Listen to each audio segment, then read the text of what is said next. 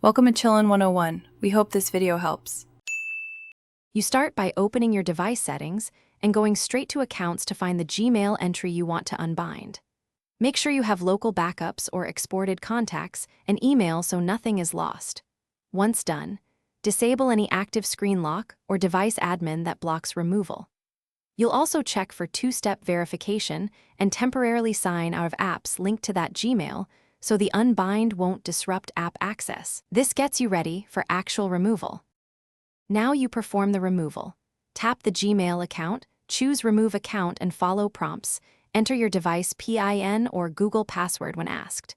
For Android, review sync options so you understand what data will be removed locally versus retained in the cloud.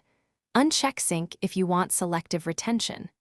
If the account is set as the primary owner, you may need to add another account first. If apps warn about lost data, note which apps will need reconfiguration after unlinking. Finish by rebooting and signing into an alternate Google account or creating one as the new primary. Then reconfigure apps and restore any backed up contacts or mail. Make sure to re-enable your preferred security like lock screen and two-step verification for the account you kept.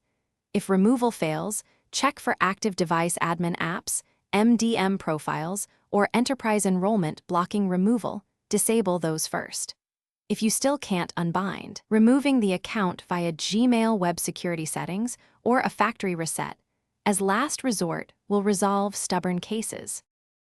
Thanks for watching. Consider subscribing if we helped you.